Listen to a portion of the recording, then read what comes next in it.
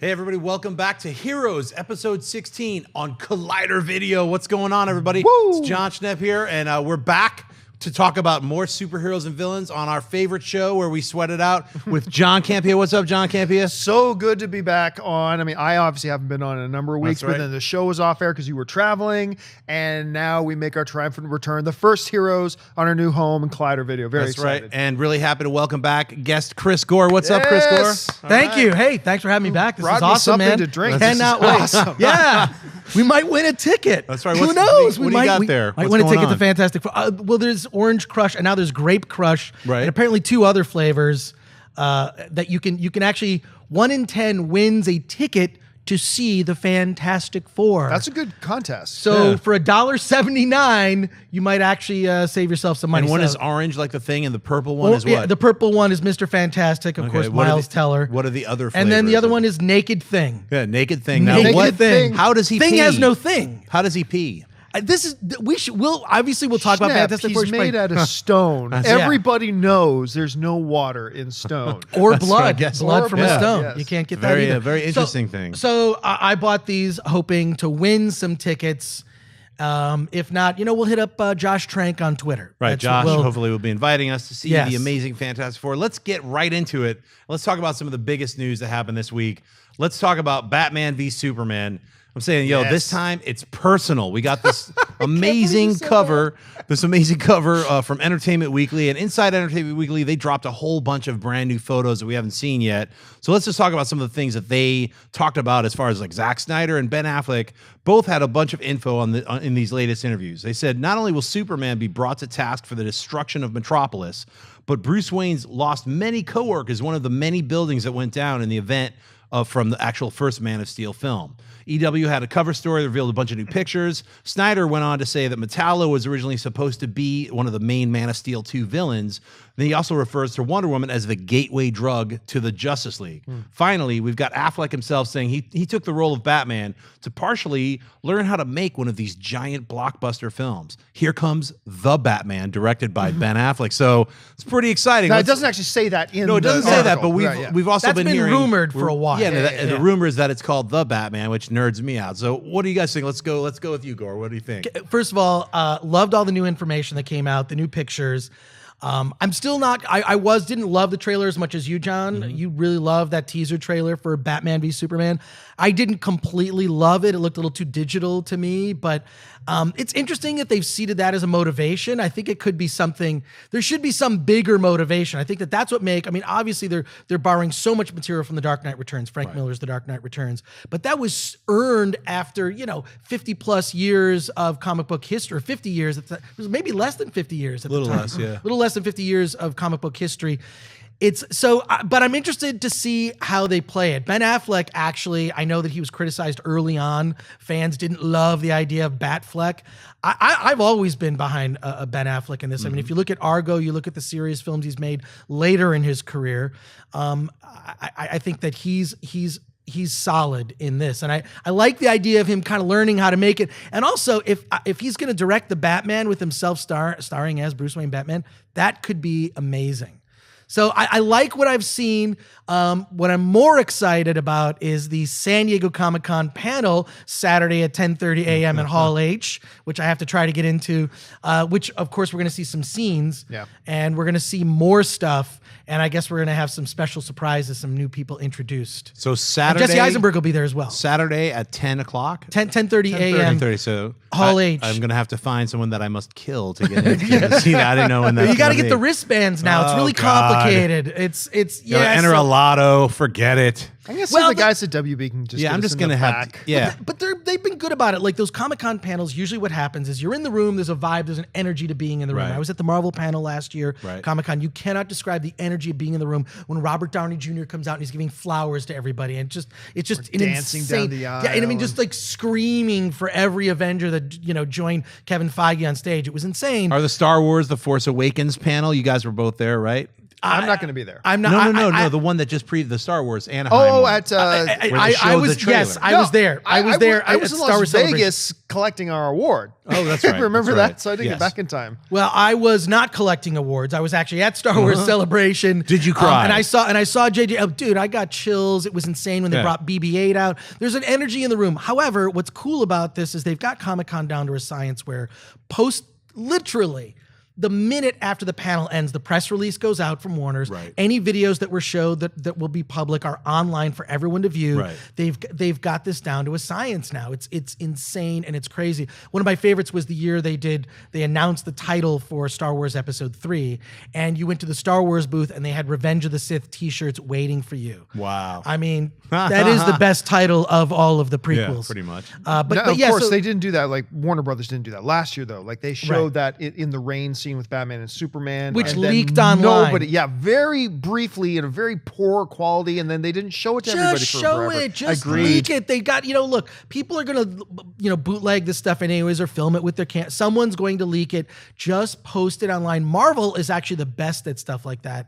They'll like it's like the panel just ends and a press release, the email just pops up and it's all the information. Yeah. And the Twitter, they blast everything out. So, I gotta say the first trailer for Tron, that test demo footage. Right. A couple friends were like, it's already online. It was like that weird trapezoidal Right. footage film. Really horrible to watch, but I remember watching it like 8 times. I could not believe because it just popped out of nowhere. They're making another Tron movie. No one had heard about it. It was Right. so top secret. I had not heard a blip about it. And then it was like, there's a Tron movie and it's like that light cycle test. I mean, that was pretty cool. When Disney finally released that full test footage, it was badass. Well, I'm curious what you guys think about all this Batman v Superman stuff. I mean, it's looking pretty awesome. Well, John, what do you guys think? John, let's talk about some of the stuff. Like, what about the pictures first? Let's talk about those. The pictures, meh. I mean, nothing we haven't seen before. We've seen the Superman outfit. We've seen the Wonder Woman outfit. We've seen the Batman outfit. Seen them face to face. Okay, saw that in the trailer. So they're great. They're wonderful, but nothing mind blowing. Nothing that we haven't seen yet. Right? Now, I guess that makes us 3 for 3 at the table because the day they announced Ben Affleck was Batman, Schnepp and I did like a 20-minute video. And like it felt like we were the only 2 people on the internet that were going, hold up, folks, this is genius. Yeah, we were both like, this is a great idea. And it was so much hatred. It was like we were getting hatred for just our decision of backing Ben Affleck. But I think the insane. history is everyone who gets cast as Batman, everyone hates. I remember when Michael Keaton was cast as Batman, and there was people were angry about it. There was no internet, but people were writing in. Oh my God! Letters, yeah, and then I still think he's one of the best Batmans, certainly of the early Batman. Sure. I think he's amazing. And then Christian Bale, who would have thought, no one was hating on that though. There was some trepidation, but it wasn't like the Affleck thing. It just like wasn't the kid the from same. Empire of the Sun. No, people were more like the guy from Equilibrium. Everyone after he was Machinist. in American Psycho. When he was in those films. Okay, American Psycho, yes. Yeah, Okay. Bateman, Batman. They were just like, look, he's just one letter away. Just take that one letter, and he's already Batman. So, I mean, I think a lot of people when he got cast was not the firestorm of controversy. It was like, he makes sense. Some people were like, I don't like him. Some people were like, he's amazing. There was some trepidation, Right. but it wasn't this visceral thing with Ben Affleck. And like you pointed it out, the big thing I always went to was that anybody who was always arguing against Affleck, inevitably their arguments was always about movies 10 years ago. Right. It was Right. always Daredevil. about that. They Geely. didn't dare bring up Changing Lanes. They didn't dare bring up The Town. They didn't Oh, dare God, bring The up Town was Argo. great. They didn't dare bring up Gone Girl, although maybe Gone Girl wasn't out yet at the time.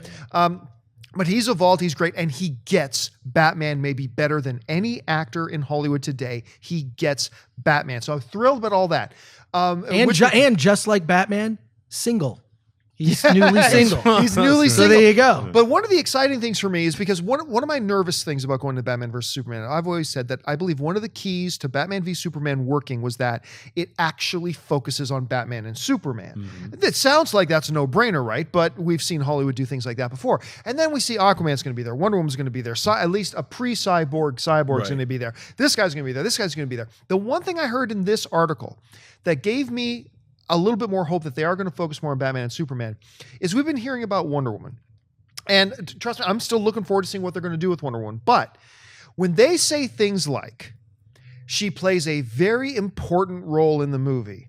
And when they say things like she is the gateway drug to the Justice League, what that really means, that's code for she has a small role. Correct. That means a small role. And that like I said, I'm looking forward to seeing what they do with Wonder Woman, but I don't want 50% of screen time on Aquaman either. Right. I want first my Batman v Superman movie. That's what I want first. Introduce us to all these other people, make their small roles important, sure, but keep them small and let's focus on what needs to be focused on. So I get a little bit of hope out of that. What about you? What did you think about it? Well, I mean, just both Snyder and Affleck, being giant comic book fans and knowing the material inside and out and knowing the right kind of material. Not only is Affleck a fan of Batman, but he's a fan of the right kind of material that Batman, like The Dark Knight Returns, Year One. He's a fan of that just like Snyder. Snyder, like when he did Watchmen, I knew Watchmen was going to be something special because of his approach, the way he talked about how he was adapting the material. It's very important. It's like a lot of directors and writers come on and just like, we're going to go from a page one approach or we're going to reinterpret it our way. It's like, and that works sometimes and it doesn't. But like with something like The Dark Knight Returns, when you're liberally borrowing certain sequences from, say, you know, the sequence when Batman is in the armor that's right out of the, like that's directly lifted and it looks cool and the way it's shot. And I think they're even going to use some of the dialogue from it. I think what they're doing is they've created a new reason for people to hate Superman. Like in The Dark Knight Returns, people didn't even know Superman existed anymore. Superheroes were retired, and he's basically working for the American government, just doing whatever the president says. Go do this, go do that, take out Batman. So it became Batman was a risk. This version is sort of like the people are like, what is this creature that destroyed half of Metropolis? And a lot of people have anger issues with Superman. Look, he's going to have a lot to deal with becoming this character, Superman. You know, from Man of Steel to this interim movie before Man of Steel 2, he's going to have to answer to Batman because one of those buildings that they took down is Bruce Wayne's building. And if it happened to have a lot of people in it, which it seemed like when you watch the movie, they weren't evacuating the city. I mean, they were, but it was like people were still in those buildings by the time they're, you know, smashing through them and buildings are just falling. And so there's a lot of collateral damage, and it gives you a reason to like not only think that maybe Lex Luthor has a reason to hate Superman for that, but now Bruce Wayne has a reason, a very personal reason to hate Superman and to come out and like teach him a lesson, so to speak, if only just to take him down. You know, he's a threat. He's an alien. He's a creature. You know, it's like he's also not that bright because technically, if you go back to Man of Steel, when he activates that one Kryptonian vehicle somewhere located in the Arctic, that actually alerts Zod and his people, like, hey. That's what brings them back to Earth. But bright you remember that plot, right? But bright as to what point? I mean, he's only human. He doesn't even know he's an alien until he activates it. He didn't know there's going to be an armada of angry Kryptonians out for his blood. True. Give him a break. Yeah, let's cut him a little slack. I cut Man of Steel quite a lot of slack because it's his first. He's the greatest American hero at the beginning of like once he puts that outfit on, he's falling, he's jumping, he's trying to learn how to fly, he's just learning his powers, and then a whole army of Kryptonians come to whoop his ass. He hasn't even that's his first battle. So people are like, how come they didn't take him out? He didn't take him out of the city. He saves a bunch of people in Smallville. It's just too much. Like he's like dealing with just trying to hold Zod back from just mass destruction, as to also why he had to snap his neck. It's one of those things where I know Michael Shannon quoted himself saying, it's either you or me. Yeah. And he said that straight up. It's like, you're going to have to kill me because I won't stop until you're dead. And he lays down that ultimatum. Yeah. And the big question that often come up, because I get so riled up when I hear people complain about Superman shouldn't have killed him. Superman shouldn't have let all that stuff get destroyed. He had no choice. No choice. And what was he going to do with Zod? What was he going to do with him? Yeah.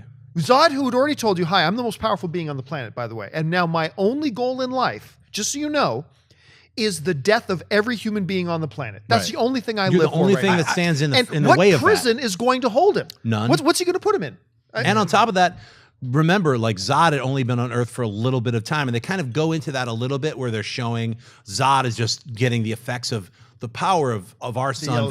So it's sort of like Superman's had enough time, even though he doesn't have the battle knowledge that Zod does, to at least hold him off for a little while. But Zod just keeps getting stronger. So it's one of those things like he's just going to keep getting stronger. I'm just glad that he didn't suffer the death, because actually the number one cause of death of movie villains, do you guys know what it is? Falling off a cliff? Falling. Yeah. Really? Falling is the number one. If you No. look at the deaths of the Hans Emperor. Gruber. Yeah. The I mean, just Emperor, the yeah. Emperor in Return of the Jedi. Go through. You go through movie villains. They're always Backdraft. falling. It's a yeah. go, go I through. go, you They go. Wow. falling. They just It's sort of you don't ever see the results of the fall. The splatting. Batman Begins. Right. Batman Begins. I'm not going to kill you, but I don't have to save you. Right? Falling. The Joker in but he Batman catches him. 1989. He doesn't let him die. Yeah. No, in No, Dark, Joker in the Dark Knight. in Right, he falls to Batman his death. 1989. Joker though in Dark Knight, yes, Right. he does of his own run that. accord too. Yeah. So movie villains mostly die by falling. Wow. I'm sure someone on YouTube, not me, go and make a video of all of the movie villains' Big deaths. montage. Yeah. You're gonna find most of them die from falling. Wile E. I'm- Coyote. How Yeah. many times? Wile E. did Wile Coyote. Endless. Hey, look, all I can say is Seriously. Dr. Doom better not die by falling. And that brings us to our next subject. Yes. Fantastic Four versus Dr. Doom. So here we go. Josh Trank says, we'll see an epic multi-power battle between the Fantastic Four and Dr. Doom in the brand new film featuring all four Fantastic Ones versus the Doomed One. Both Trank and Simon Kinberg are hyper aware of the comparisons to the two craptastic movies that came before and are going out of their way to say this one is not only different, but better. What do you guys think? We've seen the trailers. We've seen a couple of commercials right now that show a little bit more footage. And now we've got this. I gotta say, it doesn't have to be much better to be better because I recently watched both of those Fantastic Four movies and Why? they're just terrible. I wanted to bring myself up to speed, you know. Chris Gore hates himself. I was just torturing myself, and they're just god awful. It really looked anemic too from an effects standpoint. Right. There are barely any special effects in it. They were bad at the time, and they really do not hold up. I'm excited because what we've seen trailer wise, and they've done these little viral videos too. If you follow the official YouTube account or the official Twitter account, they've been blasting out these little mini videos.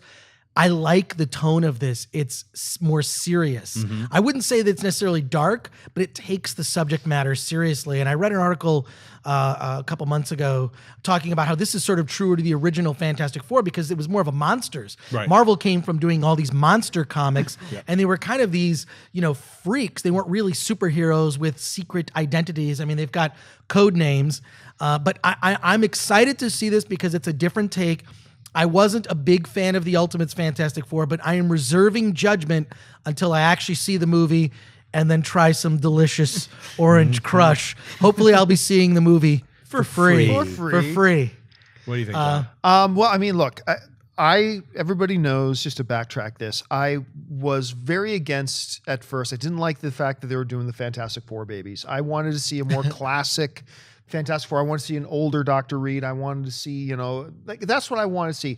But eventually at some point you just got to say, okay, now I accept it and I get over that. And since that time, I have seen nothing from this film but things that encourage me. I like Josh Trank as a director. I like the writer. This is a stellar cast. This is forgive the pun, a fantastic cast. It is. The Thing, let's go to the wide shot for a second, just because I want to look at everybody. Look how awesome The Thing looks. Right. It's Like, giant. he looks incredible. And, I this whole thing, I read online today, somebody complaining about Josh Trank saying that. He just spoiled the movie, gave away this big... It's the Fantastic Four and Dr. Doom's in it, and you didn't think at some point in this movie there's going to be a big battle. I thought I they don't were think just going to that's a talk it spoiler. out. They were just going to talk it out. I don't yo. think that's a spoiler. There's Yeah. going to be It's a not big a battle spoiler. with Dr. Doom. I'm just curious, like John, you're an even bigger comic book nerd than I am. What Doom's powers are? First of all, he's a genius. He's as smart as Reed Richards, if not smarter, and he has these power blasts. But what are his powers? Well, here's the different thing: than is this? like the comic books up until the first movie came out. The comic books, Dr. Doom doesn't have any powers. He's just a human being, Right. And he wears armor, sort of like Iron Man. The armor is his power, Right. So it's like technology. So in is this, his he power. has powers. So what happened in the Tim Story first Fantastic Four film? They combined their origins. They had Dr. Doom on the same shuttle that the Fantastic Four were on, which that in the comic books that never happened. So he somehow is imbued with this like strange electrical powers, and he also was like growing metal, like Right, he yeah. grew the skin. So that happened in the first. They kept that in the second Rise of the Silver Surfer, and it seems like they're keeping that part of that leftover part of the movie version in this version, where Dr. Doom, who's also his name is I can't remember what his name is in this new version. It's like he's like a hacker. Doomkoff. Doom. Yeah, Doom- I wish it was something Doomkoff. like that, It's Doom Sharev or something like that. Right. But he goes on the mission with them, and I believe he also comes out with mutated powers. You're right. The Fantastic Four, when they debuted in the 60s, were not only Marvel's first superhero team, they were like kind of derived from two different comic book series. They were derived from Challengers of the Unknown, which were basically 4 dudes, all in kind of like outfits just like the Fantastic Four, only they were purple, and they like went on missions and fought monsters. And then also were monsters as well. There was a bunch of crazy, weird monsters. So the very first issue of Fantastic Four, they're fighting Mole Man and this secret island filled with monsters. And they turn into monsters. The Thing, a creature made of rocks, a stretchy weird dude, and a person who can turn invisible, and then a guy who turns on flames and fly around, he's on fire. That's all kind of like creatures. It's not what we're used to as superheroes. So Marvel's very first attempt was basically doing what they already knew was popular. And they were like, look, we don't have the Justice League, which didn't even exist anymore. The Justice League came back when they're like, superheroes are back. Justice League came back. So Fantastic Four was like the brand new, dawn of what is now the modern age of superheroes, which are told in the stories were even told different. It's like it's in Manhattan, not a fake place. So it's like everything was happening. Believe me, I read the life. first 100 issues by Lee and Kirby of the Fantastic Four. Sure. I mean, definitely rooted in monsters and really cool villains that have good, interesting motivations. Why I'm like going the Puppet up- Master Yeah. and Dr. Doom. Dr. Doom had great motivations. So all of the Fantastic Four villains were monsters. Molecule Man, just all, if you go back through the list of even the Inhumans, mutants, creatures, weirdos. So it's sort of like they went for that kind of thing. And I think that Simon Kinberg and with Josh Trank are kind of going back to their roots where it's like, it's a horror movie. It's a body horror film, just like a Cronenberg film. That's why Trank was always talking about, I'm influenced by scanners. And he's influenced by the root of what it is. It's a horror film about transformation. So all these characters go through a weird transformation and are used in different ways. It seems like they're used via the military. The military kind of is like taking them, like dropping the Thing into some kind of war zone. And yet Dr. Doom is going to fall in there somewhere where they get their powers. It looks like the negative zone or end zone or whatever. But what I want to know is, will they have a vehicle that goes apart into 4 different vehicles that flies the around? Fantastic Car? The Fantastic Car. Will they make the Fantastic Car? Will there be Herbie the Robot? I'm just curious. There will not be a Herbie the Robot. I'm just curious how Marvel this movie will be. I mean, Right. one thing that Sony has learned, things are better when you play with Marvel, when everyone plays together. I think that's what fans want. Fans want these characters to exist and play within the same universe, hence the MCU, Marvel Cinematic Universe. So yeah. I'm curious, are they going to have a post-credits ending that'll tease Fantastic Four 2? They've already announced the date for Sure. Fantastic Four 2 in August 2017. It's already been announced. Are they going to make references, even just in dialogue, to other parts of the Marvel universe? I think they will. I think I don't know. the crossover could be Fantastic Four and X-Men. It's from the same universe. Well, for sure X-Men, but I wonder if they're because now we know where Spider-Man is going, right? Spider-Man, no spoilers, has been announced that he'll be in Civil War. There's going to be a standalone Spider-Man movie that's going to be a bit more Marvel, and it's going to start with Peter Parker in high school. They've cast a younger actor who, if you've seen his Instagram videos, what's the actor name? Tom Holland. Yeah, his Instagram videos are insane. The parkour and the crazy stuff. I mean, he's a gymnast. It's awesome. So I'm just curious how Marvel this needs to be a success, because the tone of it doesn't feel Marvel. It's lacking the sense of fun. Here's and what I'll Chronicle, say. I loved Chronicle. Chronicle, I wouldn't say was fun. It was kind of dark. It was like amazing effects, very ambitious. I loved it for what it was, but it didn't have a sense of humor. Right. What I'll say about this is I think X-Men and Fantastic Four will have that same vibe. I think Bryan Singer's Age of Apocalypse, his new film, and even Days of Future Past will have a similar feeling to what this Fantastic Four film will feel like. I think they'll feel like they can exist in the same universe. Simon Kinberg being involved in both of them. Gotcha. So I think there's that crossover, and I think we've heard rumblings that maybe they're going to make a deal. Maybe there'll be an Avengers X-Men in the future. That's going to be tall, because unlike Unlike Marvel and Sony, which have always had a decent relationship, Right. right? And Sony also happened to go bankrupt and we're in desperate need of help and whatever. Unlike that, from what we understand, and until I'm shown something differently, the relationship between Fox and Marvel is strained, to say the least. Right. And, Marvel has made several moves in ancillary ways to try to undermine Fox and hurt Fox.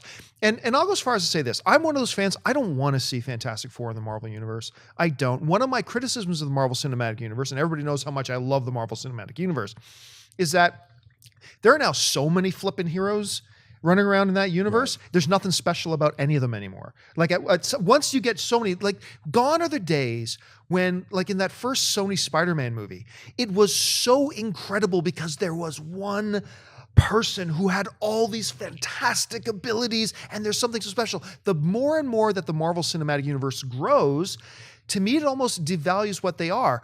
But the other thing is this. I don't think we're going to see Fantastic Four feel like a Marvel film because I think X-Men Days of Future Past prove they don't need to feel like a Marvel film. I think there are different... X-Men Days of Future Past prove that in today's context of superheroes, you don't have to do the Marvel formula. The Marvel formula works awesome for Marvel films. Go see Ant-Man because it's awesome.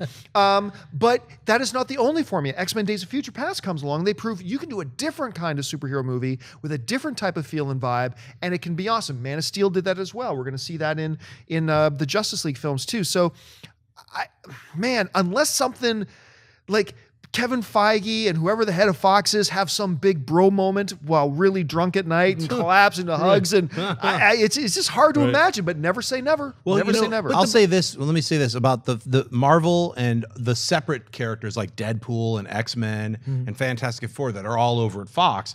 The reason I like them not being part of the same universe is we get more films. Yes. The minute Spider-Man went to Marvel, they had to push Black Panther off for an entire year. They had to kick one of their already, we announced all these movies. The minute the Spider-Man thing happened, they had to push off a film to make their quota of 3 movies a year, which is, it's a lot. 3 movies a year. Yeah. I can honestly say I could see it growing in their next phase to 4 movies a year because they have so many amazing characters. Order, man. But I think they could do it. But the thing is, we wouldn't see it if Fantastic Four would be like you said, it's diluting the characters if there's so many people flying around in the same universe. I like that the Fantastic Four and the X-Men are in this one universe, or could be in this one universe. It's not diluted yet. Yeah, so. I hope that would be interesting to see. You going to say? I think that they're going to address that in Infinity Wars. I think some characters are not going to survive, or they'll be forever changed. And then I think when we get to Phase 4, they'll be mining other comics like Guardians of the Galaxy was, I think for all of us, a surprise hit. Sure. Right? Oh, yeah. I mean, so I think that in post Infinity Wars, the Marvel Cinematic Universe will be different. I think it has to be different.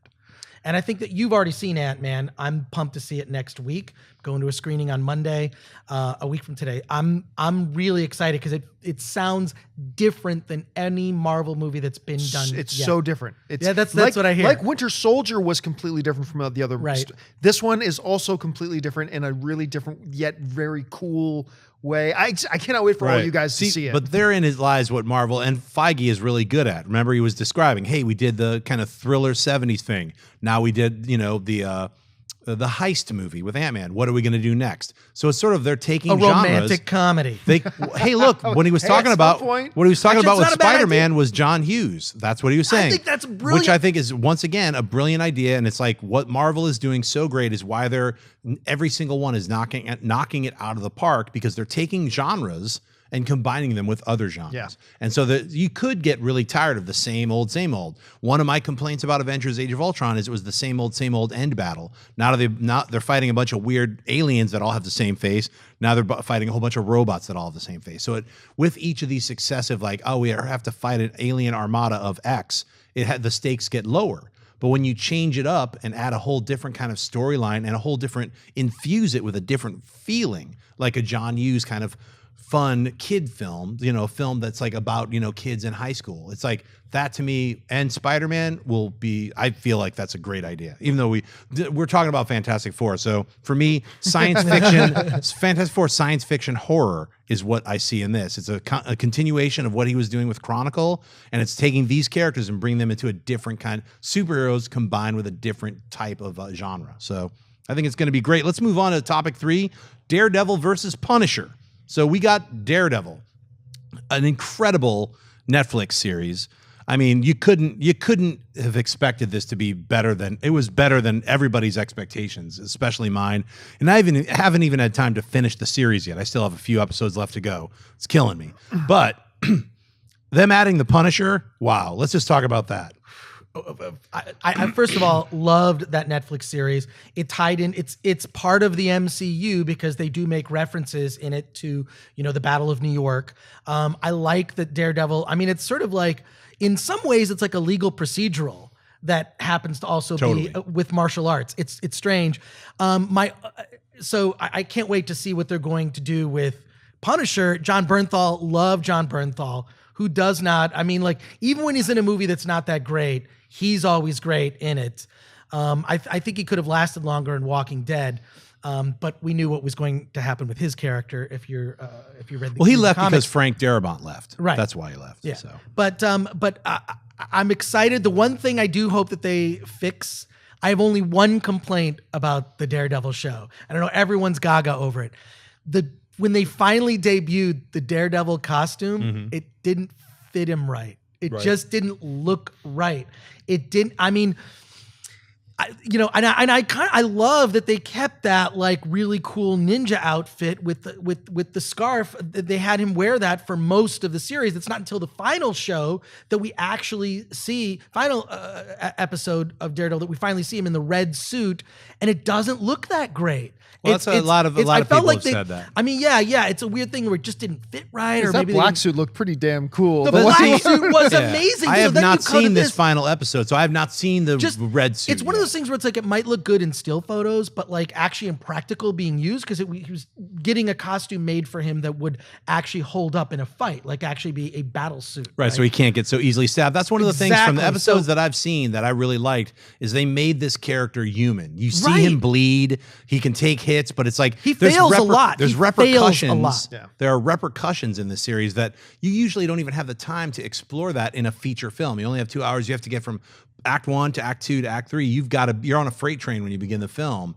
With a series, you have time to like actually see characters grow, storylines expand. You learn a lot more about the Kingpin than you'd ever be able to fit into a movie. So The Kingpin for me, origin's amazing. For me to see the film, like I'm saying, I haven't seen all of the episodes yet of the Netflix series, but I'm very much looking forward to them. I already know just because of, spoilers on the internet, the outfit looks a little weird. And I know already that in season 2, they've redesigned the red outfit. And so when it starts out, he's going to have a totally different outfit. So what are your thoughts about Daredevil? I'm one of these guys who this is the thing about fandom. If you don't say something is the greatest thing ever, then that means you hate it. I really like Daredevil. I mean, I think I'm one of the guys who keep trying to tell you, start watching Daredevil. Right. I really like the episode, but I'm also like you. I'm not completely over the moon gaga about it. I personally still think The Flash is probably the best superhero film on TV right now. I'm with you. Yeah. I'm with you. The Flash is the best superhero on television. It's just what they've done. That show is incredible. But Daredevil, make no mistake, is really, really good. I watched that entire thing in 2 days. I watched the whole thing in 2 days. So seeing where they go, I was very excited when Stephen DeKnight took it over because Spartacus is in my top 5 favorite television shows of all time. Once you get past the first 3 episodes, which is some of the worst garbage in television history, but once you get past the first 3 episodes, Spartacus is amazing.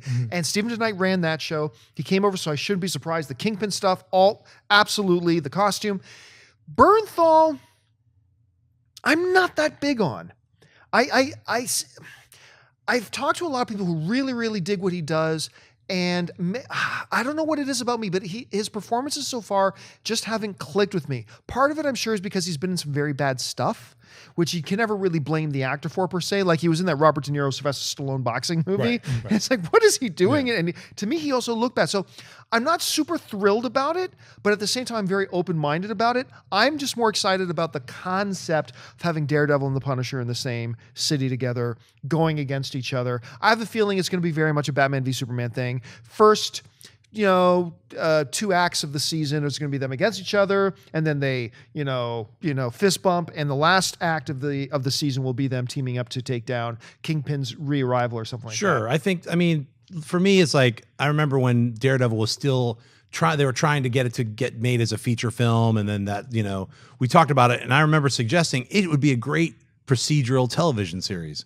And look what happened, guys. If anyone was watching it, I would love to say thank you for doing it. I had nothing to do with it, but I'm just saying it does make a great TV series. And for them to be taking all these other characters like Luke Cage, like Jessica Jones, like Iron Fist, and now adding characters like the Punisher, he fits perfectly into Daredevil's world. Yes, he really does. Absolutely. He's like another human being. That they got John Bernthal. He looks a little bit like the John Romita Jr. Punisher with a kind of broken nose. I think he's a good fit to play the Punisher. I know that he's reading a lot of comic books right now. I've seen like Instagram pictures of him with all these different Punishers, especially like Garth Ennis's Punisher. So he's reading some of the top Punisher stuff. He's not writing it, but he's just getting into the character by reading about what other writers have given him that tone. So he's going to come in with a little bit more history. So whatever words he's given, he's going to inflect some of the actual comic book characters' words back. It's kind of I hope he knocks it out of the park. And I think them integrating the Punisher into this new second season of Daredevil has got me more jacked up to just get through the first season. It's like, oh my, come on. I'll try to get through it this weekend before Comic-Con. So here's a question for both of you guys. So what if any is Stephen DeKnight's involvement in season 2? Peripheral. He's very peripheral. That's the one thing that scares me a little bit, because he did such a great job with that season 1. And it does, when you take the guy who's actually steering the ship out, right. A little bit nervous, but let's see where they go with it. Right on. Let's move on to another TV topic. Legends of Tomorrow versus The Greatest American Hero. Because each of these is Daredevil versus Punisher. I got to keep a theme going on here. So, all right, TV's upcoming series spinoff of Flash and Arrow, Legends of Tomorrow, has got its pilot in the can, and now they're working out the kinks and prep for the 2016 series launch. It features the Atom, White Canary, Firestorm, Hawkgirl, Captain Cold, and Heatwave. The time traveler Rip Hunter will lead this group through different time zones to reverse and prevent Vandal Savage's world-destroying, machinations. So showrunner Phil Clymer says, they're screw-ups. Instead of tiptoeing through history, they're plodding through it, leaving their footprints and fingerprints and constantly having to wonder whether they're going to screw the future up rather than fix it. It's going to be total madness, henceforth Greatest American Hero. Recent concept art that you're looking at right now shows the team in action. What do you guys think about Legends of Tomorrow? Well, you said it earlier, John. The Flash is the best superhero show on television. This is a spin-off of that, many of the characters from it. I love the guy who plays Captain Cold. I think me too. He was great in Prison Break too. He was great in Prison Break. He's funny here. He's just a likable jerk. Yeah. He's kind of a likable jerk. So I'm sold on the concept. I cannot wait to see where they go with it. I think the Flash, that cliffhanger for season 1, holy crap! Yeah. I cannot. No spoilers. Wait. Well, it's one of those things. It opens a lot of doors. Yeah, there's just so much, and so much that show is done in the writing, where it's all in the writing. One of my favorites is Cisco. I love Cisco because I believe absolutely Cisco represents us. Cisco is like one of us sitting here on a show, commenting on the show while it's happening. So, because he's always naming the villains, he's making just weird comments about how crazy stuff is or about the costume, and he's like freaked out and geeked out about just like all the stuff happening around him. I love Cisco. I want to see more with him, and I hope we see, in this show, the spinoff show, I hope we see some cameos from Flash and Arrow.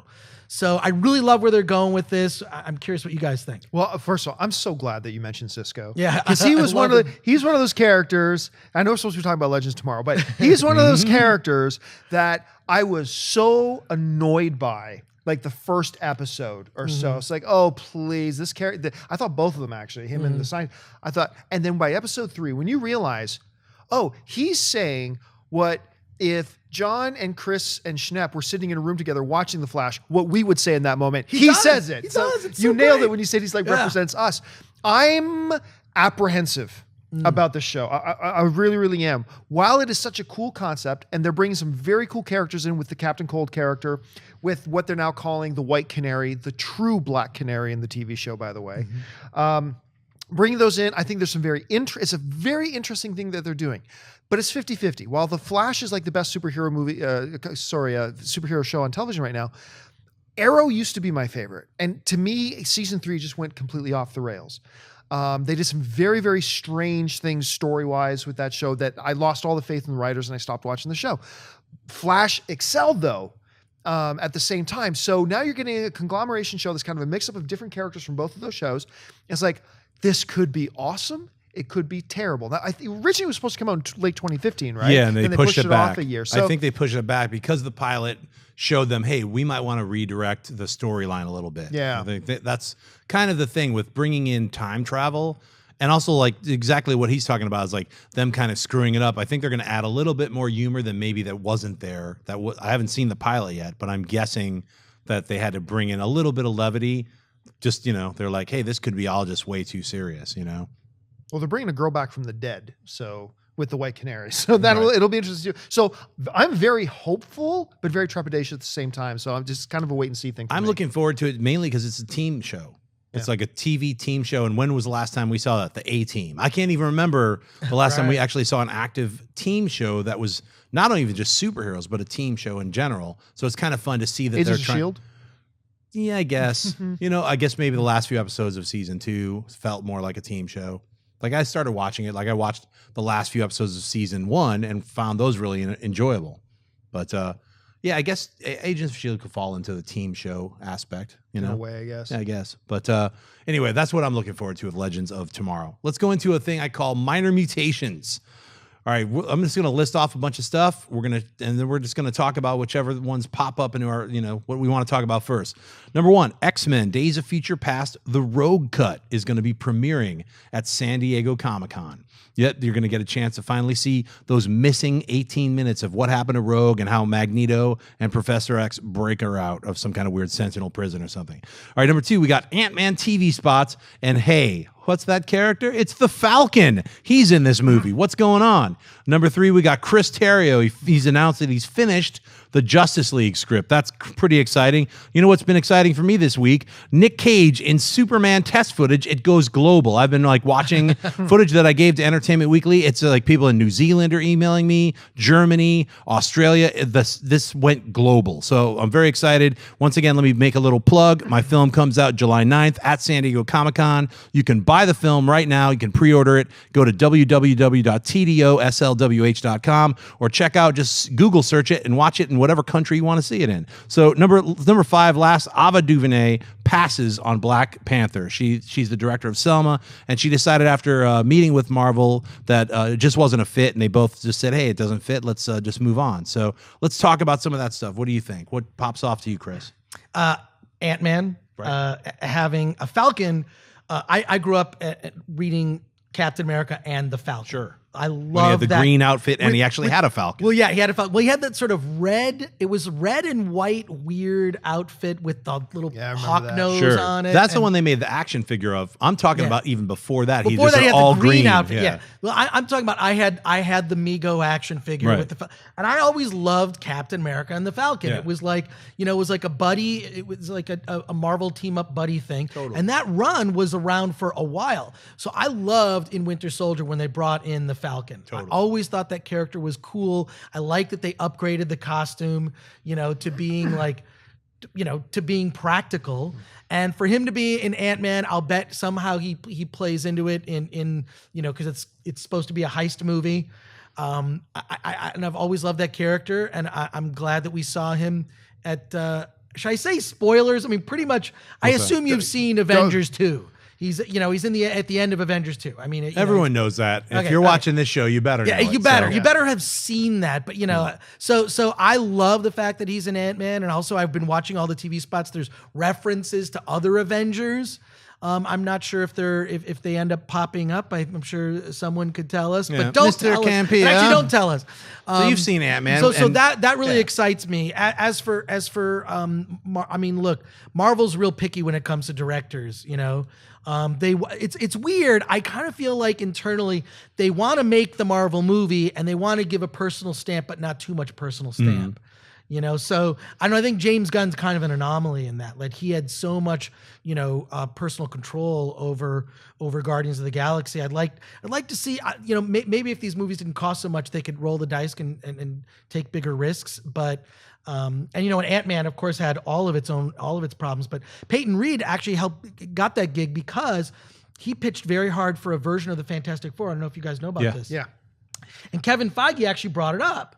And his vision of the Fantastic Four was it was going to be a period piece set in the 60s, and it was going to be like just like that original Fantastic Four. So Kevin Feige never forgot that pitch. Right. Remember Peyton Reed. So when Ant-Man needed a director, Peyton Reed is a true sweaty. So he what do is you a what true do you think? sweaty. I've talked to Peyton Reed like at Comic-Con before. That guy is hardcore nerd. He's the legit, the real deal. And I'm really glad that it all came together. It looks like Ant-Man's a success according to John. Ant-Man is huge. And look, here's the thing. Ant-Man is huge. With the whole thing about, it's so important. The reason the Marvel Cinematic Universe works the way it does, talking about the Ant-Man story, works the way it was, is because they have a strategic plan and they look at it all as one big story, and one film has to fit into the next, which means the importance of getting in a director who is on board with the vision that they have is so brutally important. And now learning the lessons that, a lot of people were crying that the sky is falling when Edgar Wright was removed, walked away from, they parted ways with Ant-Man. Everybody said, sky is falling. Well, now after you see Ant-Man, you'll realize it was the right move. They got in a director who had the same vision as the studio did for where this whole thing was going, not just that one movie, but the whole thing and how it fits in. And you're going to see the results are actually really, really good.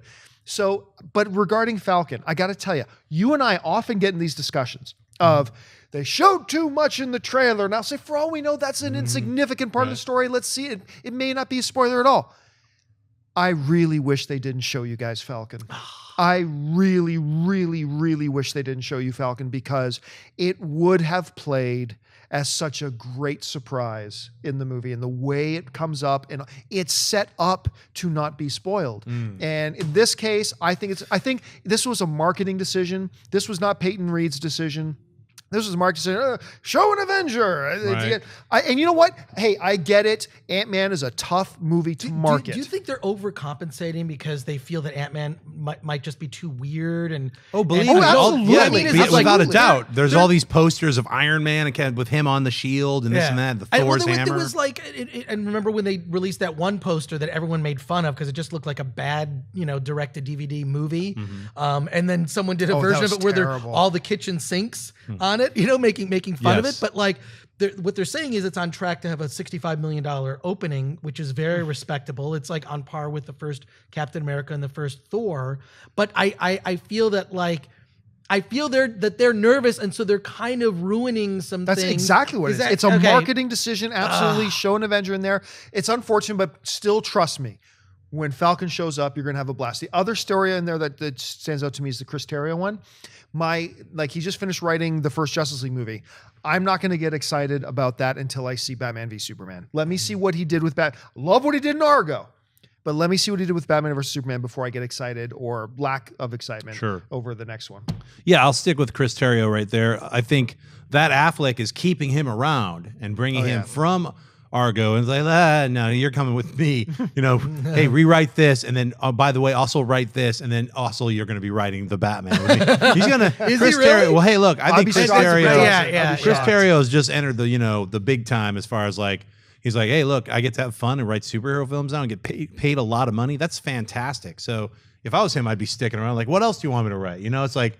So I'm looking forward to Batman v Superman more than ever now, and I'm banking on his script being the one that's able to introduce all these characters, that's able to weave Wonder Woman and Aquaman and all these Flash and Cyborg and all these like Green Lantern, all these cameos that we're going to see, and also create a reason for all of them to become the Justice League. So obviously we know Batman is going to fight Superman, but then there's a lot more that's going to happen in this movie. But will they have the halls of justice? Well, they won't have them yet. Yeah, not yet. But in the next film, they will. So they're going to have to fight Doomsday first, or something like that. I love that cartoon. I love that cartoon. Who would not like that? Speaking of Doomsday and Justice League, let's go into the modern world Flashback, which I like to call Flashback. It's a flashback about a movie that came out. Let's talk about Watchmen. Came out in 2009. Alan Moore and Dave Gibbons, Alan Moore and Dave Gibbons' seminal graphic novel masterpiece, Watchmen, the comic book series that, along with The Dark Knight Returns, helped bring comic books under a new light of appreciation as not just for kids, but for adults as well. Watchmen was finally adapted for the big screen by Zack Snyder, and it carried with it almost all of Alan Moore's storyline and his dialogue, even though Alan Moore opted out to be not credited. Thanks to From Hell and League of Extraordinary Gentlemen, those movies soured him on all the adaptations of his work for the future as well. Snyder used the comic as cinematic storyboards, taking some of the carefully composed 12-panel pages and breathing life into them, combining them, adding to them, and keeping the look and tone incredibly close to the comic. Granted, they had to axe some of the end bits and reconstruct the pyramid scheme, taking out the alien squid and simplifying the story structure just to contain it to almost 3 hours. I think this is one of the best adaptations of any comic book movie put to screen, and this is truly one of my favorite comic book movies. So let's talk about Watchmen. Chris. John, I'm right there with you. Its only flaw has to do with the format, which is it's a 3-hour movie. It would have been better as a 12-hour miniseries, 1 hour long episodes, done true detective style, where it tells the one story, and that's it. So its flaw is really the medium in which it was made, and that's the one thing. Like, look, I read Watchmen and The Dark Knight Returns are two comic books I read every year, once a year, just to renew my faith in the medium of comics. Sure. Watchmen was meant really to be enjoyed as a comic book because it's commenting on comic books. It's commenting on superpowered heroes in a political way. What if there were these costumed vigilantes in the 40s that kind of inspired a new age of superheroes in the 60s? What if there had to be some law passed to get rid of all superheroes? What if Nixon basically was president and passed some law so he could be president over and over and over again? What if history was changed by the fact that superheroes actually existed? It's brilliant. If all the Watchmen movie does is inspire people to read the miniseries or get the collected hardback, whatever it is, read the Watchmen comic. I think that's the best way to get. I feel like this is sort of like the highlights, right? It's the highlights of all the best parts of. But Dr. Manhattan's origin alone, that single issue, is so incredible. It's amazing. I do think it's interesting. I don't know who said it, like that ending actually is probably more logical. The ending of the Watchmen movie, it's more organic to the story. Am I wrong? Like, no, some people have said that. Some people are angry about it, but as a cinematic film, that storyline that they went with, it being Dr. Manhattan as opposed to creating this giant squid, using artists and having this secret island and doing a pyramid scheme assassination plot, that alone would have been an hour. Yeah, that's why I'm saying it should have been like a 12-hour miniseries to weave all that stuff in. Well, to be fair, they weren't doing 12-hour anythings in 2006, 7, and 8 when they were making this film. They weren't, the miniseries was not happening, especially, it was like the infancy of superhero films before they were like super giant hits. But I'm not as gaga on Watchmen as you are. I think that, like, I've described in the past as like the greatest fan film ever made because it's so accurate. It's so like excruciatingly accurate to the comic, where you could take frames from the movie and compare it to the comic, and it's very, very close. I hear the comedian died by falling. Yeah, exactly. I'm just saying. Yeah, he did. Just saying. But I do think, and we've been on panels together at conventions and whatnot, and when people complain about Ben Affleck as Batman, it's like there are going to be many incarnations of Batman after Ben Affleck hangs up the cape. There'll be a different guy cast as Batman. There could be, and I would love to see someday, the 12-hour miniseries of Watchmen. I think it deserves to be made. I think HBO is the right place, HBO and or Netflix, and it should be done as a very serious, like, almost like House of Cards, because that's kind of what Watchmen feels like, more like this just like big conspiracy theory mystery. And all the little minor characters that are so great, the kid at the newsstand reading the pirate comics, and the fact that pirate comics became big in a world where superheroes existed, so pirates don't exist, so they have to so that then becomes the popular medium. It's really amazing, and the questions that Watchmen grapples with. Although both that and Dark Knight Returns are very much rooted in the 80s in which they were written. So in Dark Knight Returns, Reagan is kind of, as president, kind of a villain. And also in Dark Knight Returns, there's a superhero registration act that right, Batman exactly. refuses to sign. There's a lot of similarities. Similar concept, but I'm not as gaga over it, but still you should see it, and that should inspire you to read Watchmen again. How about you, John? like you, every couple of years, I got to read Watchmen, Dark Knight Returns, and Age of Apocalypse. Those are the ones I got to read every couple of years. That's a great list. And you're right to really keep you in comic books and understand, keep your standard where it should be, right? I am not all that big on Watchmen, but like I feel like most of the population falls into either they love Watchmen or they hate it. I'm one of those rare guys who I kind of come in the middle. There's many things about it that I really liked. I didn't feel the execution of it was all that great. I love the way you described it. Actually, you said it feels like one of the world's greatest fan films, and because it's so that accurate. resonated with me when you said that. Couple of things that are really strong. Number one, Jeffrey Dean Morgan as the comedian. I thought was fantastic in it. But even better than him was Jackie Earle Haley as Rorschach. Sure. When he says the line, because you knew it was coming, but when he says the line, you don't get it.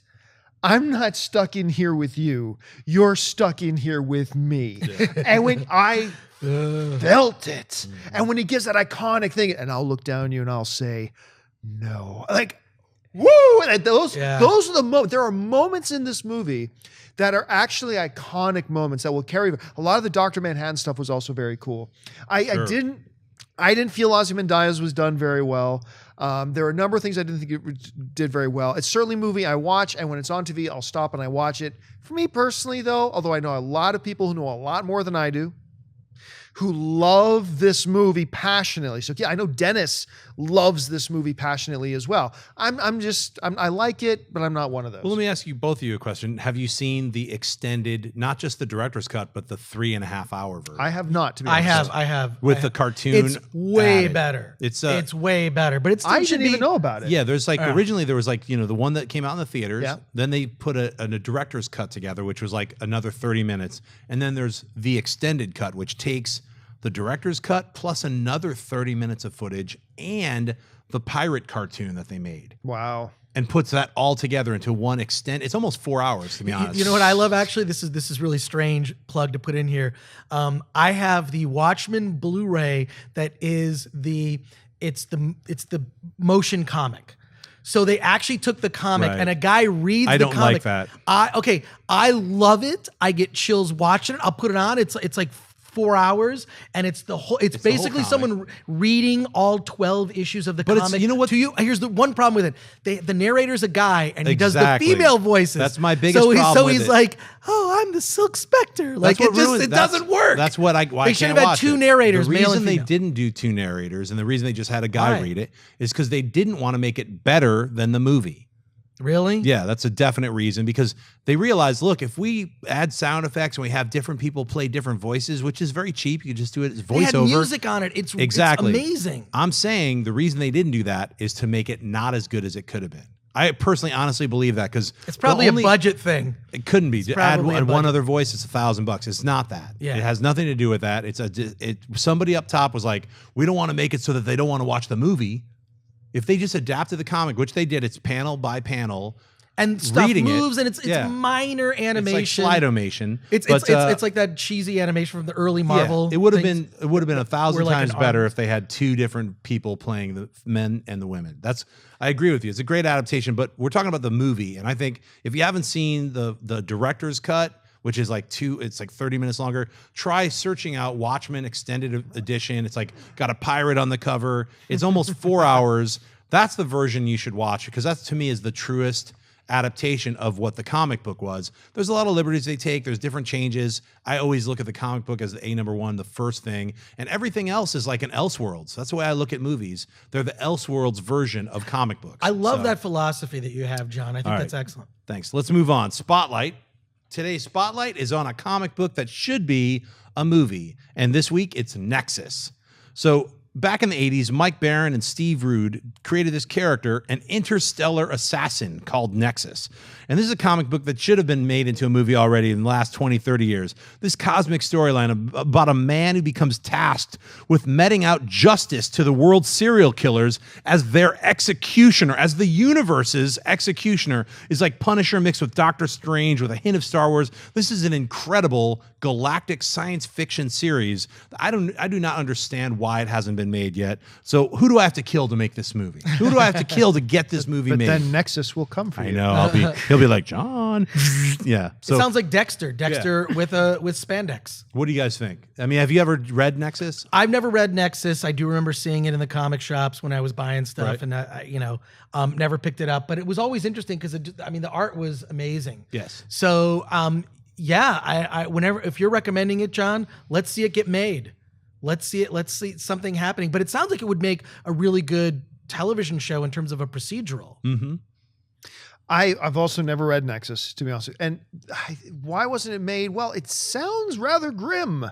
I mean, it sounds grim, but it isn't. It's, okay. It's when you take a look at it, just look at the artwork. It's inspired by the artist Alex Toth, and it's inspired by Space Ghost. Basically, the artist Steve Rude drew everything like, hey, if I'm drawing Space Ghost, see Space Ghost in that. There's so much fun. It's basically this guy is that 1960 Cyclops. He's got he's basically got a life, but then every once in a while he'll get these incredible headaches, and that means he's got to go and find this person that he's foreseeing it. He has to go find this mass murderer, and sometimes they've already atoned for their sins. They're like, look, I feel guilty enough, just kill me already.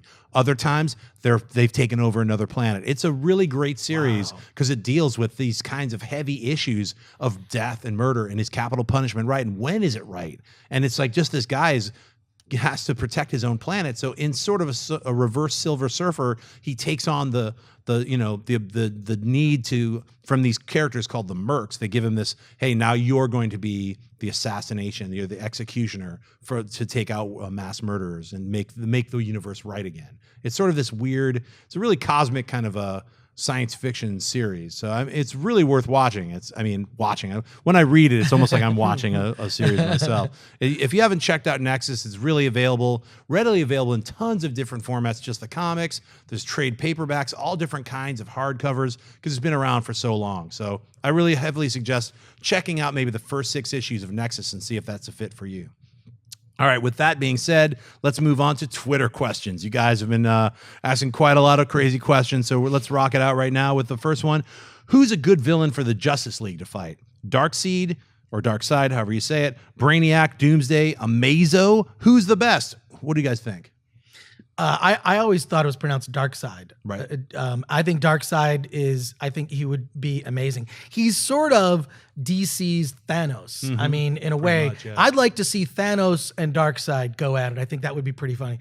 But yeah, I think a Darkseid, but that's like down the road. I think I really feel like they should fight someone, not as big as Darkseid. Darkseid is galactic. Mm-hmm. Darkseid is, again, he's very Thanos-y.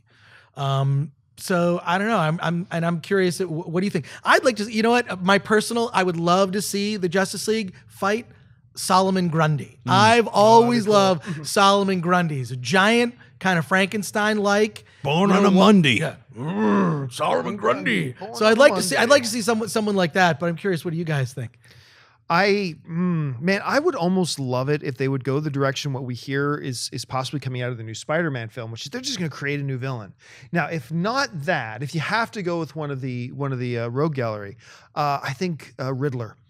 Riddler. No, I'm just kidding. Riddler versus the Justice League. I don't know. He's going to have to come up with a lot of riddles. I mean, I think a nice foil for a Justice League movie would be Doomsday. I'm very against him being the guy in Batman v Superman because I think it's too soon. But once you have the whole Justice League together and stuff like that, that seems like a nice fit. But you're right. There are a lot of other characters that could fit very easily in, all of which would be good. So there's not really one I can pick. What do you think? I would go with Brainiac. I mean, because Brainiac I seems think logical. He makes sense to be Justice League 1, Darkseid to be Justice League 2. To introduce the idea of, obviously with the Justice League movie and, Superman, he's an alien. So we've already introduced that there are other alien cultures outside of Earth. So I'm pretty sure they're going to introduce maybe Martian Manhunter or something else is going to happen for Justice League. And we'll see a bigger kind of cosmic, more intergalactic type of a series as opposed to being on Earth. So. Another personal one I'd like to throw out there, because I feel like the Justice League could fight some minor people. Like in one movie, you can have multiple villains. Mm-hmm. Let's see Mr. Mxyzptlk. Like, why not Mr. Mxyzptlk? You know, he's like the he's like the orange and purple leprechaun. Yeah. And all Superman has to do is pronounce his name and he goes away. I think that would be early in the story. Maybe Superman's late for work, runs into Mr. Mxyzptlk, defeats him, and then gets to work on time. Or maybe one That's more minute like late. Man of Steel. I think that would be Mxyzptlk is too corny. He's too corny. You know, just one more thing. If you could go in a totally different direction, though, because I was joking about Riddler earlier, you can go in a totally different direction. Go somebody like Batman, who's human but actually poses a threat to all of these people. He can go Ra's al Ghul. Ra's al Ghul could be an interesting one, although you probably want to save him for an actual standalone Batman. But he would be interesting. And also, you know, they did it with Justice League Mortal. They were trying to do Maxwell Lord. And it just doesn't work that, you know, they'd have to work that out a little bit better. So, all right, let's go on to the next question. And this question is by Geekpool. After Infinity War, X-Men versus Avengers Phase 4. What do you guys think? Is that even a possibility? We kind of brushed on it a little bit. I don't. Not only do I not really think it's a possibility because of all things. Circumstances change though, but as they are, it's difficult. It's not even something I want to see. I think Phase 4 is going to be a huge challenge for Marvel for several reasons. One, actor contracts. Right. Two, some of the actors are, you know, they're aging. Come 2020, when Phase 4 actually begins to roll out, we don't even know what Phase 4 is. There's probably going to be some major rethinking about who's playing what characters. Do they recast certain roles? Do we bring in other places within the Marvel universe? What is going to happen? I think that's going to be a huge. That's a whole other discussion topic. Yeah, I'll say this: Marvel Phase 4, Moondragon, Tigra, Machine Man, and Moon Knight. What do you think? All right. Ghost Rider, the reboot. Ghost Rider should be a TV series. Yeah. He's just always riding around with his head on fire. All right. Next question is Dash Crowley asks, if you could cast a Batman movie, who would you pick for what characters and why? So say Ben Affleck. Let's just not deal with Batman. Say it's Ben Affleck. What other characters are going to be in the Batman? Wow. Well, who should play the Joker? I think what we've seen from Jared Leto is I don't know that I'm totally convinced. I think once you see him actually do that character, I think, but the stills that have come out have not been great. I mean, I'd like to just see some really good actors in that Batman Rogues Gallery. You brought up the Riddler. Who would be good as the Riddler? Michael Fassbender. We could that's what I'm saying. Bag of Tricks, Michael Benedict Cumberbatch, would be like amazing. Yeah, but like good. you cast like really good actors in those roles, and there are so many. I mean, who could play Catwoman now? And everyone's got a different take. I mean, Michelle Pfeiffer's take was really good. I mean, I want to hear what you guys. I'd like to see Colin Firth play the Penguin. That and not have anything to do with penguins. Maybe just has like a painting of a penguin. I'm sick of this weird. The penguin, he looks like a penguin, and it's like no, it's just a dude. His nickname is a penguin. Super rich. He's in charge of shipping and receiving. Colin Firth, that would be great. Yeah, it's like those are the kinds of things where it's like you don't have to make everything like super goofy. I like the slightly more realistic version. I guess it's more like what really good actors are out there that are really good character actors that we've seen in minor roles that we would want to fill a certain villain role or other roles in the Batman universe. Right. John, I'm sure you have some thoughts. Here's the thing. I usually shy away from these. Who would you like to see in this movie? They're kind fun. Of questions They're because, fun. Because here's the thing. Okay, so we sit there and we said Michael Fassbender as Riddler, right? Name one Batman villain Michael Fassbender would not be a good fit he's for. good Other for- than Yeah. Catwoman. Maybe Killer Croc. Other than Catwoman. But here's the thing, though, too. We're making these wild predictions in a total vacuum, right? Because Michael Fassbender as the Riddler sounds great, but it sounds great to a movie that doesn't exist. What if the tone of the movie was a completely different kind of tone that doesn't fit? Like a lot of people were saying, we should have had Brian from Breaking Bad. We should have had Bryan Cranston as Lex Luthor. Yeah, but you don't know what the script is. Right. Bryan Cranston and Lex Luthor may not be a good fit at all, and Jesse Eisenberg is actually the right fit It could for have it. been Aaron Paul, and it would have been great. Yeah, exactly. So I mean, the thing is, it's always in a vacuum. So look, my answer to that is anybody who's a good actor, because there's lots of them out there. Any of the good Batman characters, because there are lots of them out there, and I'll be happy. I have only one thing that I would add to it. I really don't. In terms of casting, there are more good choices than there are roles. Make it R-rated. I want to see an R-rated Batman movie. I want to see it. Because I'll tell you this: I'm playing Arkham Knight. on the PS4, and that is R-rated. Is it? That is as R-rated and mature as it comes. I mean, just from the opening beginning, I'm not going to give anything away, but that convinces me that there should be an R-rated Batman movie. I don't think it'll ever happen because Batman's considered a character for kids. Well, not a kids. It's just a crossover. But I feel like the most adult Batman movie was The Dark Knight. You know, with Heath Ledger. I mean, that was really scary and had frightening moments. So I hope that they just, no matter what they do, that they push the limits. Right on. Let's move on to the next question. LJ Malone asks, you guys think the new Spider-Man movies should build to Venom and Carnage? Who are the best Spider-Man villains in, his opinion, Venom and Carnage?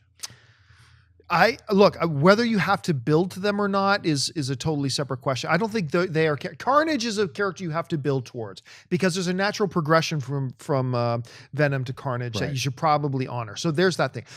Venom, you could bring him into the next movie, and I think you're totally good and you're totally fine. But you have to go through No, you don't have to go through that story first. I mean, the problems with Venom in the Sam Raimi film had nothing to do with the fact that he was there or they decided to start his story at a certain point. There was a million things wrong with that movie right from the get-go, and that wasn't the problem. So you could build up to him, but I don't think it's absolutely necessary. But I'll tell you what, if I was going to salivate over seeing which villains on screen would be cool against Spider-Man, yeah, man, my mouth starts to water when I think about Venom and Carnage. I desperately want to see them. I actually think that the villain in the Spider-Man movie is less the issue than just make a good Spider-Man movie. Yeah. Because I feel like the last three have not lived up to expectations. Right. So I just want to see I want to see that character. I mean, really, if you look back at Batman Begins, that was the Bruce Wayne movie. It made you care about the chin that was in the bat suit. And they went with villains that no one had heard of, Ra's al Ghul and Scarecrow. No one knew who they were. Which was great and did really great interpretations. For me, I really care. Make a good Spider-Man movie. Make me care about Peter Parker because after a while, it's just a digital character. It's a character that's fully digital. Spider-Man is. When you're seeing him do all the crazy acrobatics and stuff and doing stuff that's impossible in weird places, that's a computer. That's it. So it begins to look like a video game. Make me care again and be less digital. So. Yeah, I'll say Mysterio and the Scorpion. Those, I love them. We're already going to be seeing a John Hughes kind of high school adventure. Those are two characters that can fit in perfectly. Craven the Hunter would be kind of cool. You're right. Craven would. I would love for them to do a Craven, but I think they just have to. He would have to be movie Later. number 3 or 4. Yeah, because it's like let Peter Parker get out of high school before that guy. It's like hunting him down. It's like it could be. But that's the thing about Spider-Man is I don't think anyone's gonna know that Spider-Man is a kid in high school. Like the outside perception of they're like, he's got to be like at least in his 30s. They're going to be like minds blown, like especially like the Osborns when those characters are finally introduced, Harry and Norman, when they find out that Peter Parker is Spider-Man, that's got to be a moment. That has to and it can't happen in the first episode. And let's have the Green Goblin, but it's his face. It's actually not a Mighty Morphin Power Rangers no mask. masks. It's actually the Green Goblin's. His face is sort of craggly and disfigured. I would love to see Green Goblin's one of the best villains of Spider-Man. Let's see a new interpretation on Green Goblin. Right. That would be cool. I mean, we've seen how many different Jokers now in the movies. We'll have had 3 different Jokers in the movies. Let's see a new take on Green Goblin. I don't mind the mask though because he was wearing a mask. It was a cool series. idea, but No, not the Spider-Man Raimi mask. I hated that. I'm talking about the comic book where he just puts on a weird, creepy mask. They can make that look just as creepy, True. It's like, just don't make it like a Power Rangers thing. Next question. We got Varun Joshi asks, I hope I got your name right. Did you like Krish 3, the Bollywood superhero movie? Well, Varun, let me tell you, I love Krish 3. I got a chance to go see it. It was like playing at like an AMC 30 or something. It was like a weird, but they're releasing a lot of Bollywood films now. And that's what turned me on to a bunch of these like brand new Bollywood films. Is that the one? Have I seen like clips from it on YouTube? Because I have not seen Probably. They were all over the place. It's a superhero film. Right. That is very loosely based on Superman. but it's the Bollywood Indian version where it's basically this like lonesome guy grows a son like genetically, and then this guy becomes like a superhero, and then he ends up having to fight kind of like a mixture of Metallo, Brainiac, and Luthor is the villain. He's like controls metal, and it's crazy. And they break into song like every 15 minutes. Really? They're like right in the middle of something, and it's like because I'm on, like having some fun, and then it goes right back to the narrative. Incredible special effects. I was bowled over when I saw it. And I don't know if you guys have seen Krish 3, but it's a great introduction to Indian Bollywood cinema. And I would highly recommend seeing it. It's on all digital platforms. Rent it, check it out. Krish 3. And the weirdest thing about Krish 3 is I saw Krish 3, I was like, I wonder what Krish 2 is like. There is no Krish 2. What? There is just Krish, and then they jumped right to Krish 3. Why? They're like, first of all, that's hilarious. Yeah, that's a question for some. The answer is for someone else. I just like that there's no is Krish no 2. Krish There 2. is no Are you Krish sure? 2. Yep, I'm positive. Oh my it's God. Krish, and they were like, let's just make Krish 3. Bam.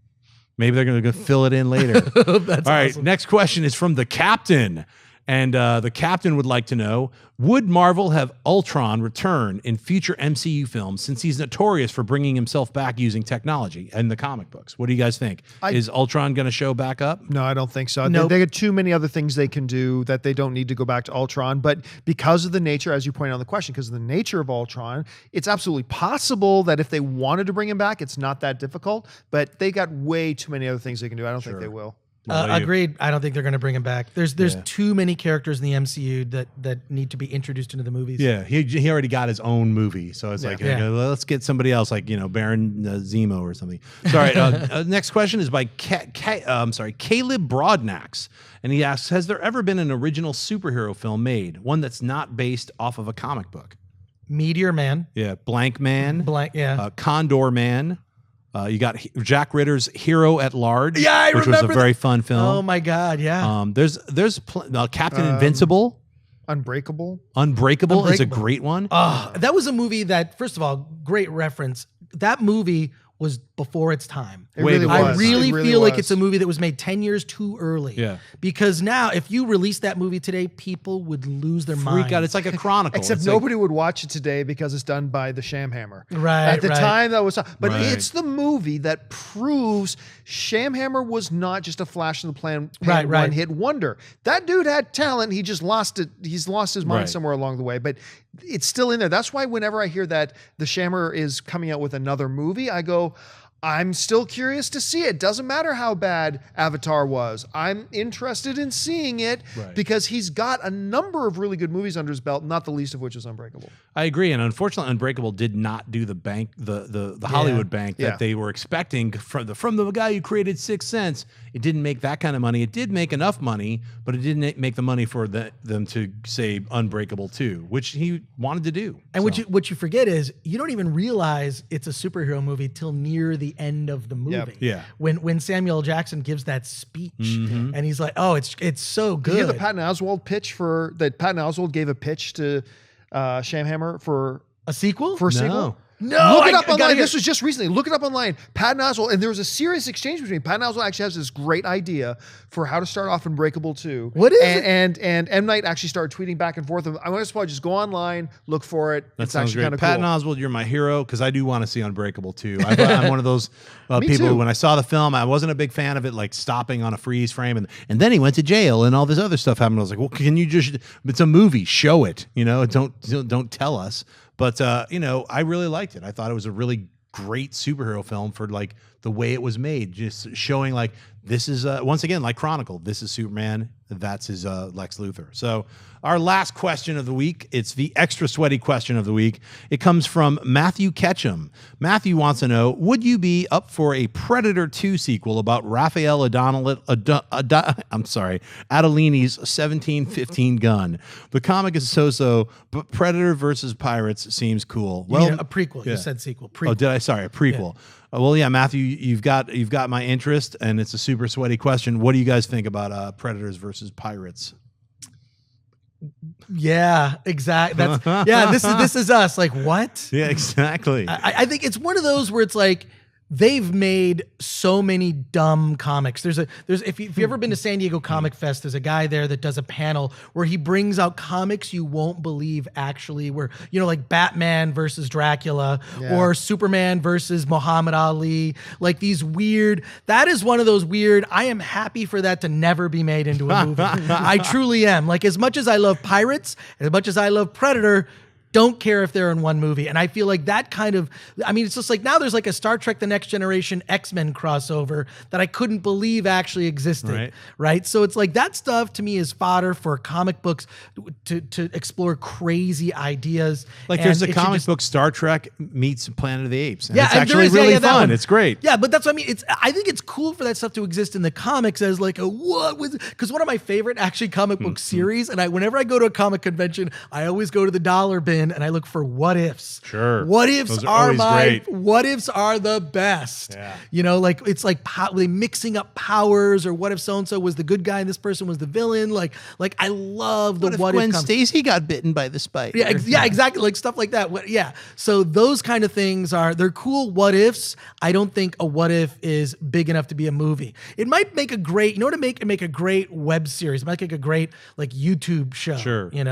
I'd love to see a YouTube show of exploring those weird what if ideas. Sure. So, Predator and pirates. If a fully armed Arnold Schwarzenegger with the most modern military technology at disposal, what does it do? Aha! Have at thee! Like what's the pirate? Shink, and then hold still. Yeah. I'm dead. Spine taken from body. Yeah. Ready the port cannon. Yeah, and with that, we're going to close our episode 16 of Heroes here at Collider Video. Let me thank my guests, Chris Gore. Where can people find you this week at San Diego Comic-Con? You'll see me this weekend, San Diego Comic-Con. Follow my adventures at that Chris Gore. Go to chrisgore.com. I'm doing like 3 panels over the weekend. You can see me at booth number 3919, where I'll be there with Wayward Nerd, noon on Friday, Saturday, and Sunday. So pop by at noon any of those days, and I've got free stuff to give away. 3919. Come by the Geekscape booth and visit Wayward Nerd. Awesome. John Campea, where can people find you? You can find me every day on I'm going to say that a long time. On Collider Videos, on Movie Talk on Collider Video. Also at Comic-Con, you can find me at the Masters of the Web panel on Friday at 11:30 a.m. in room 5AB. Joining me will be guys like Jeremy Johns, Chris Stuckman, of course, Jon Schnepp's going to be there, Mark Ellis, Great Drake is going to be, it's going to be a lot of fun. Join us there. And of course, the Movie Talk meet and greet, the Movie Talk crew, we're going to be hanging out, having some drinks in the lobby of the Omni Hotel on Friday night at 6 p.m. till 7:30 p.m. So come on by and say hi. Oh, and you can find me on the social media networks just at John Campea. And you guys can find me on Twitter and Instagram, just at Jon Schnepp, at TDOSLWH. I just put the first 10 minutes of my film, The Death of Superman Lives, What Happened. It's on YouTube on my Schnepp Zone channel. Go check it out. Watch it. If you dig those 10 minutes, you can do a pre-order at www.tdoslwh.com and get the film, or you can come and get the film in person. I'll have the Blu-rays and the DVDs at booth 3915 at the San Diego Comic-Con. I'll be on his panel. I'll be on Chris Gore's Pod Crash panel. We're doing a lot of fun stuff. I'll be jumping around. I probably won't make it into Hall H, so I'm going to have to ask all of you weird sweaties, what did you see? I want to know what you guys saw for Batman v Superman. So come on by, say hi. Once again, booth 3915 will be there for the entire convention. And this was episode 16 of Heroes. I'll see you guys next week.